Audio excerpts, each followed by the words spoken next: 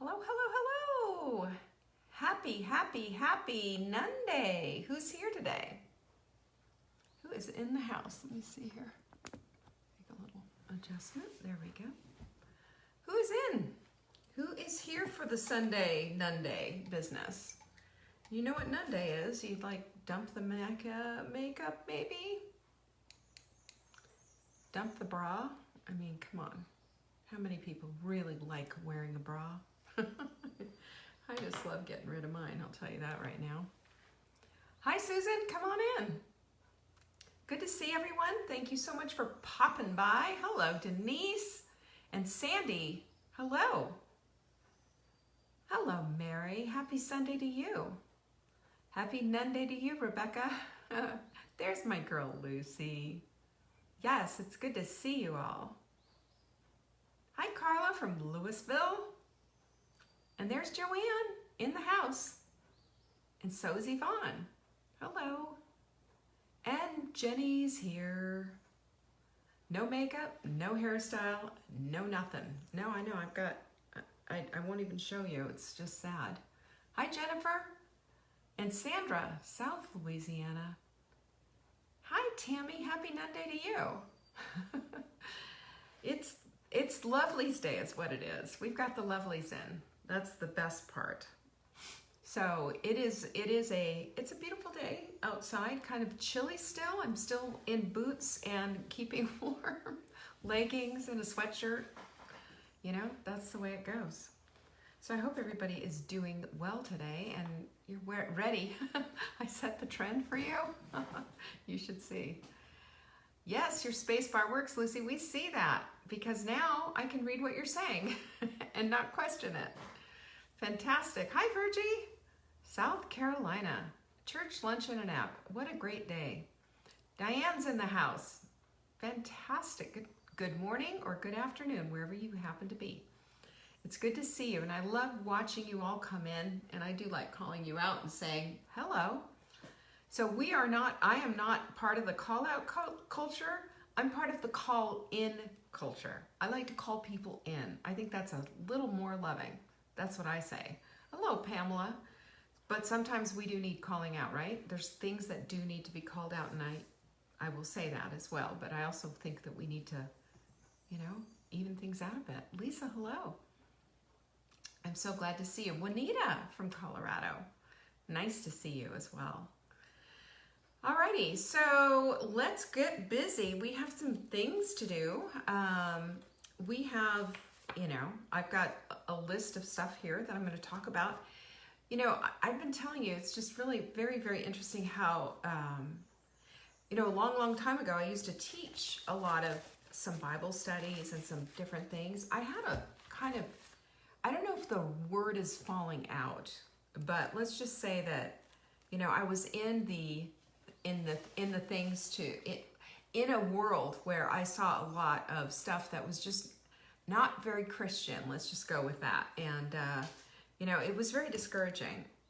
And I was, I had a radio show, a Christian radio show called Heart of a Woman. And I taught some things. I had people calling in. It was quite an interesting show. It was in the Los Angeles area. And occasionally I would get a phone call from somebody that would say, "Thank you, doctor, for taking my call." They were thinking that they were calling Dr. Laura, and I would say, no, she's 10 degrees south on the dial. You don't have her. But I'll tell you what, I'll give you a Bible verse you can chew on. And that's a little bit about, what I did back then. And I have been building a bridge, if you will, from the gap of what I saw, what happened to me in the whole evangelical world, and just understanding that, you got to build and go forward. And for me, the building and going forward was, I need to have a relationship with God, and God's word is life. And so it has ended and begun that way. I've been getting a lot of my stuff, if you will, from watching people like Tony Evans and, strong men of God, and watching reading sermons and things online. Fearful just honest answer here of just going back into a church situation. That was a place for a lot of hurt for me. And I know for a lot of people, it was a place of hurt for them as well. And this is why I bring this whole thing up, because I really do believe that the Bible verse that I'm going to share with you is exactly it. And that is from Proverbs. Proverbs is just, a plethora of really good stuff. And death and life are in the power of the tongue. This woke me up last night. And those who love it will eat its fruit. Proverbs 18:21. I taught my kids the Proverbs too, all through as they were growing up. We're going to talk about that today, because I think this is just something that is absolutely a framework for how we need to be living our lives, whether or not, however it is that we're living our lives.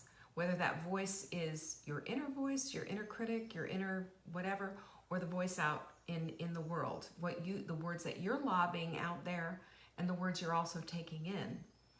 I really believe with all of my heart that if we can start straightening some of this stuff out, we can start to straighten out the parts of our lives where there's just a massive amount of hurt, and we can heal that breach. We want to be repairers of the breach. We talked about that on Thursday. Being a repairer of the breach also works in your own life, also works with creating that repair work. You think about a dam that's ready to breach, right? And it's compromised. There's a crack, the water's coming through. It's just a matter of time before everything, goes forward and destroys everything in its path. That's the power of that water. And the power of repairing the breach is not having that destruction. So this is important stuff, and I want to talk about this a little bit. I like to pull pages from my journal every once in a while and talk about this, but this is something that woke me up in the middle of the night. And I think, here on Sunday, it's a good thing to be talking about. So anyway, today is the last day of the sprint, by the way, and my goodness, I haven't even been on Facebook yet to see people's comments and how they've done and all of that. And I know I'm going to be just so happy to see everybody's comments, and I've been seeing some amazing success as of yesterday. It was just incredible. So I want to go back in there, and I will be in there to atta-girl you if you've had some great success. If you have, go ahead and throw it down here as a comment. I love to share that, because your success is everything. It's not just about, hey, I said this. This is proof in the pudding, right? I like that. So I will be in there later sharing that to you. I want to remind you, though, however, we still have our supplement of the week, which is our lovely InflaCrusher. Did you know that when you start to lose weight, you don't immediately lose body fat? Did you know that? Even as you're changing over the fuels, but even as you're doing everything. And people will often say, oh, that's just water weight.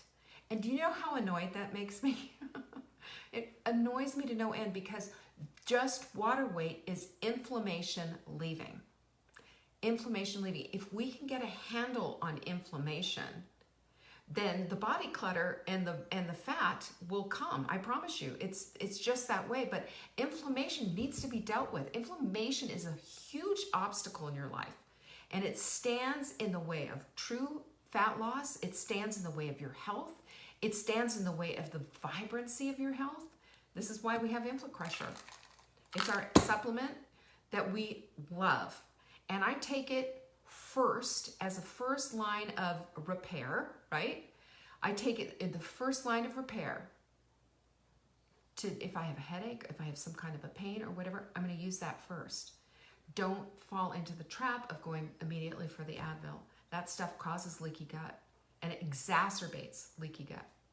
So we want to go there. We want to get to that place of being able to see that there are things, natural remedies that will help with this kind of thing. That's why we have InflaCrusher. It's a curcumin on steroids. It's a pharmaceutical grade. It is amazing, and it does the work. It is, if you put it in your cart, drop it in your cart, and then put ships free in the promo window, everything in your cart is free. Everything. And if it's over $200, I'm going to send you a little mindful mug. because I love you, I'm also going to send you a little card that looks something like this that says, hey, you're actually wonderful and fabulous, and I appreciate you. That's what we do.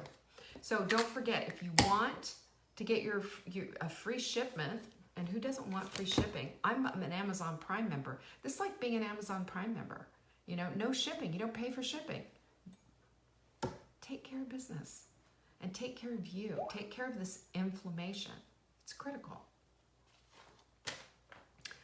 All right, Friday's Q&A. Send your questions in to support@savingdinner.com, and in that subject line, do say that there's a question for Leanne on Friday. That's super helpful. When you do that, guess what happens? It comes to me. And on Fridays, at the same time, right now, right here, I answer. And it could be anything about nutrition, cooking, whatever. I've had some weird questions, and if you send it in a weird enough question, I just might answer it just for fun. Just because I like to stir the pot. You know me. I like that kind of crazy stuff. Also, don't forget that you can sign up for dinner answers for $7 a month. Cheap, cheap. Every week you get new menus, recipes, and shopping lists. You can put them on your phone. You can send your husband shopping. What do you think about that? And the other thing that I would say is go to the website, check out our supplements, get the our daily dish, because it's free. And you know what we do with that? We give you all kinds of actionable stuff that you can get every single week. Blog post, recipes, nutrition questions answered. Good stuff. We've been doing, we have been doing a daily dish since 2005, I want to say, 2004. And we haven't missed. We're out there daily. I'm giving you something daily that you can use in your life. I don't know about you, because for me, that's everything. I have to, when I open my emails, I go through and I look to see who's going to give me something I can use in my life.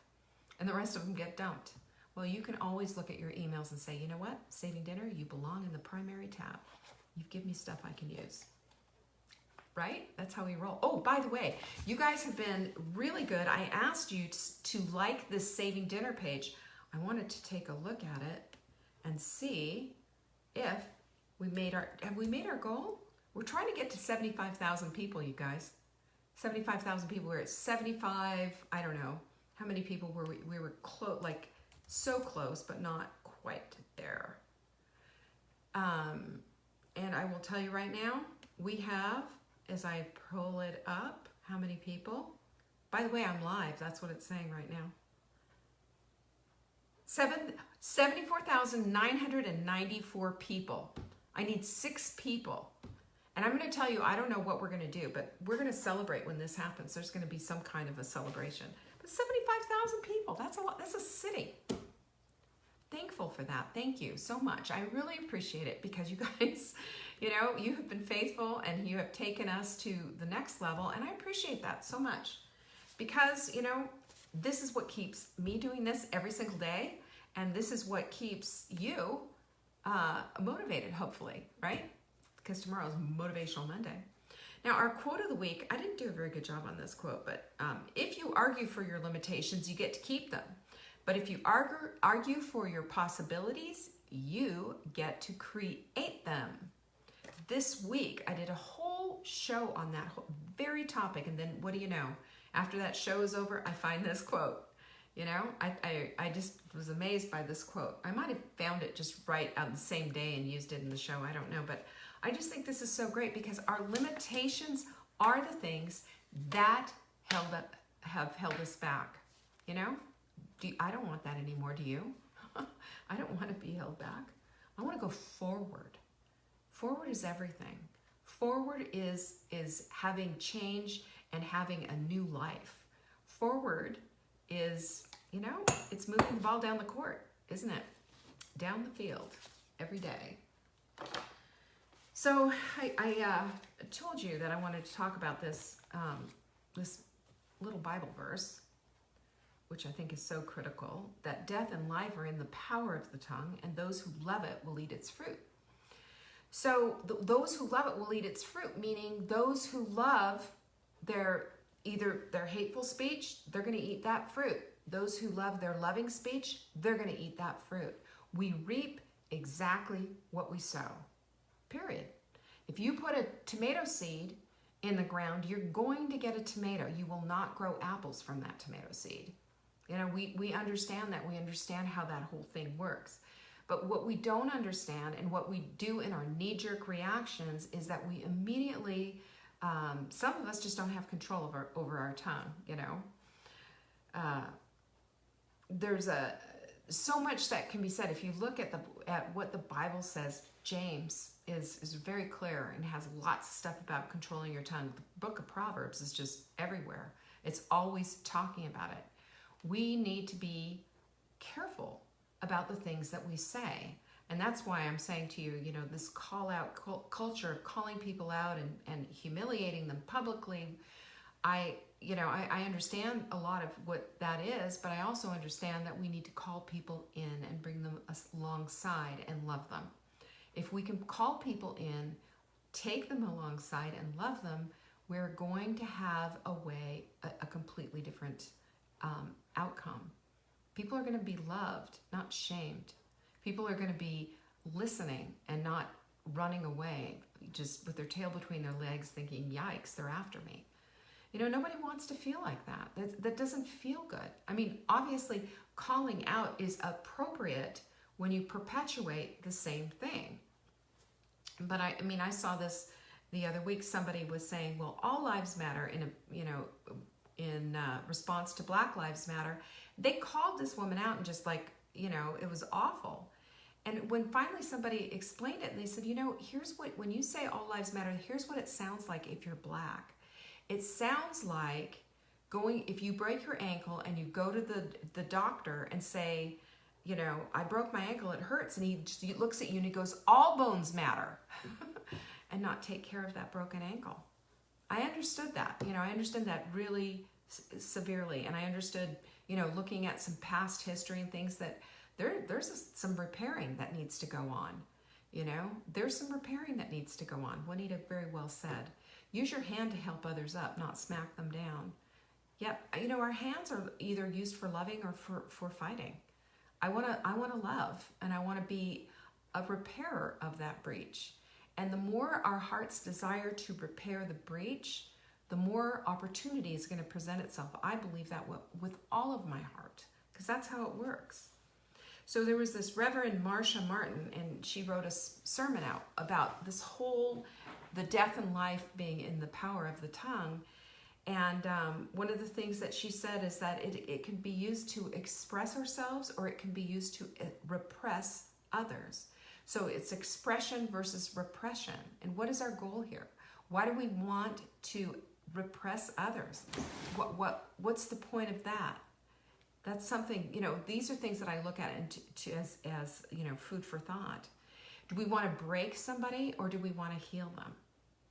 Do we want to break them down, or do we want, again, bring them alongside and say, look, here's something that you haven't considered.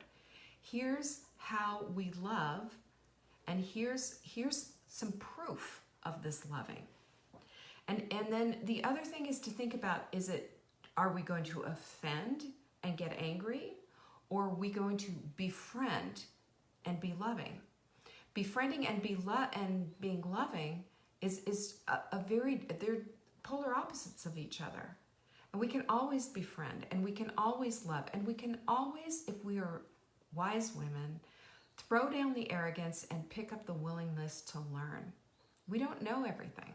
We don't know the answers to everything. And while we might see ourselves as one way, somebody else could see us as a very different way, because we're ignorantly saying something that we know nothing about. If we are, wise women, we're willing to be schooled. And we need to also check out the ability, we are either affirming or alienating. And alienation is a thing where people just go off into their corners, and then they'll stir up trouble in their little corners and looking for their confirmation bias, and they're not willing to learn ever. But if we affirm and we befriend and we bring in, there's an opportunity to change. There's an opportunity to teach, and there's an opportunity to turn an ugly situation into something beautiful and healing. A long time ago, we had I had a meeting. This is, I don't know, probably 6 years ago, with all of our staff. And at the time we had a lot bigger staff. There was like 8 of us. And I had 3 customer service reps and all of that. And we had a speaker come who talked about speaking, about when we have somebody who's just really upset. And I said, of course, raised my hand and said, oh, his name is Michael. I said, Michael, you know what? Here's the deal. We have such great customer service staff. We never have anybody that's angry. And then the girls kind of looked at me like, well, occasionally this happens. And so he went on and spoke about something that I didn't know anything about. And that was how we can take somebody who is bound and determined to be upset and angry and just be awful, and turn them into a raving fan. And it was just so interesting. And that culture, that teaching came in, and we did everything within our power to take this person who wanted to be an enemy and bring them alongside, affirm them, befriend them, be willing to learn from them.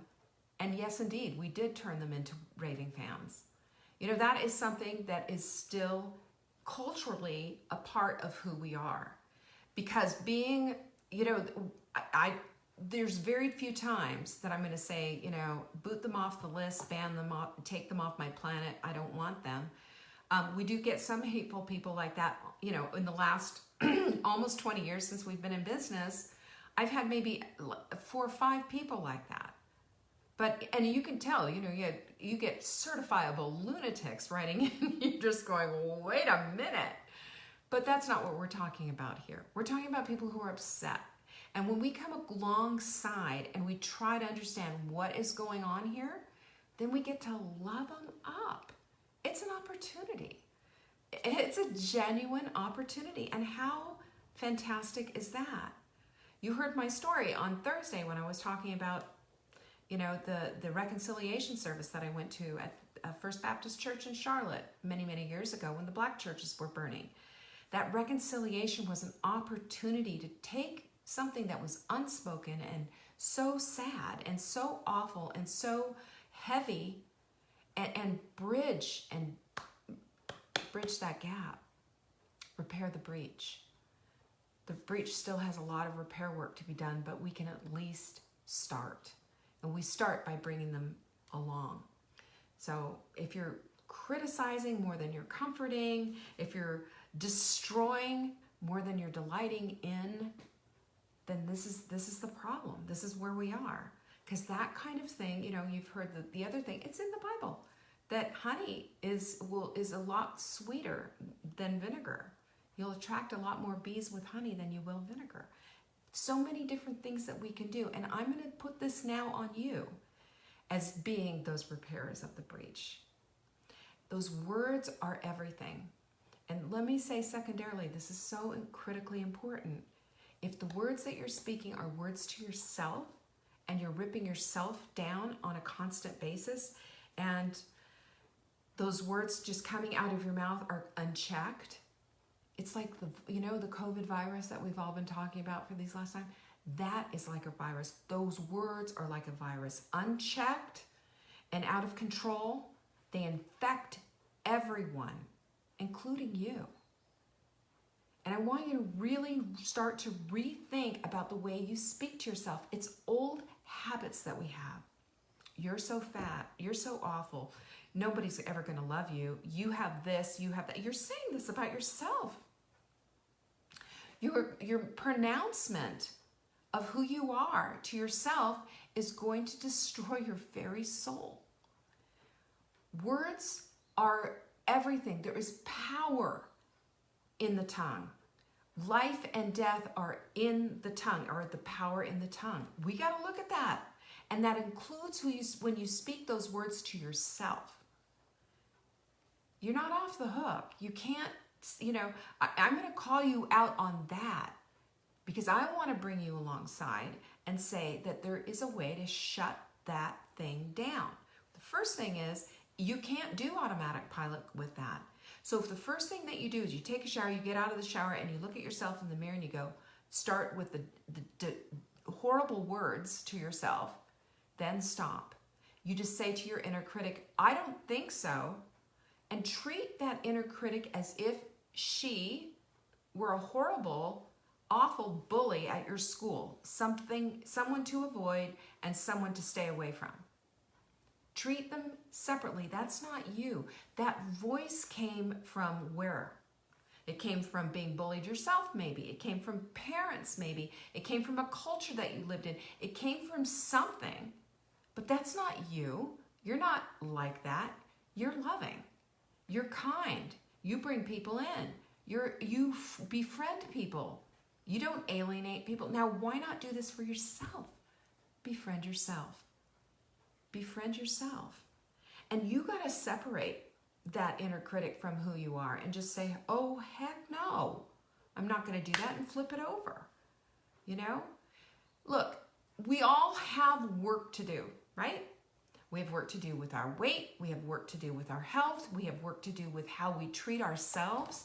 But the self-care needs to come into play, because your self-care is just as critical and just as important as the words that you speak.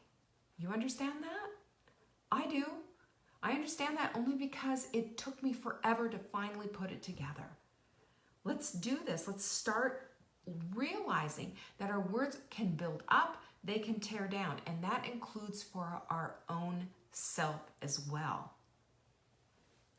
So talk back to that inner critic. I have told you this story before, but I have looked in the mirror and said, you are worth it, Leanne.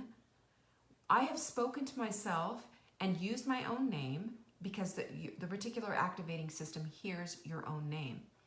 You can get rid of this inner critic when you start addressing yourself as yourself in the mirror. You have that heart to heart.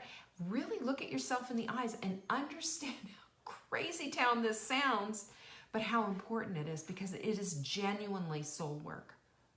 It is genuinely soul work. We can speak life into ourselves. That's right, Joanne, pinkies up. It is this is soul work. This is the work that we have to do with ourselves. When our inner voice changes and we silence the inner critic and we're starting to speak positively to ourselves, and we're starting to believe in our capabilities, we're starting to believe in everything that we have available at our disposal for doing this work, now we can start moving forward. Now we can start befriending ourselves. Now we can love ourselves. Now we can do the work that we need to do. And we're not going to be held back by all that negativity. We surround ourselves with the right people. We surround ourselves with a community that lifts us up. And we listen and abide by things that are always going to do that for us. Otherwise, if we're listening to all of this, we're not going to get anywhere. It's all going to be lip service, and we're not going to get the congruency that we want in our lives. This is how we live congruently, right? We're in an alignment. We're in alignment with our best values and our best selves when we stop the negative self-talk. So, that's what I said to you today in this whole thing, is that, our words matter. Our words matter. There is power of life and death in the tongue. So if we can do this, if we can start understanding this and start replacing those words, calling out that in ourselves, and then calling in the positivity, things will change. It takes a minute. It's a process. And it's also a subconscious thing that we've just done on automatic pilot for so long. And it's one of the reasons we don't believe that we can get the results that we want. So I'm inviting you to really take a look at the words that you're saying. Think about what you're thinking about. What are your thoughts about? Are they uplifting? Do they empower you? Or do they put you down and put you away and dismiss you? That's your assignment. And I'm going to hold you to it, because I know you're going to take this and run with it. And I know you're going to have amazing success with it. Okay? Absolutely. God spoke the world into existence. Think about that.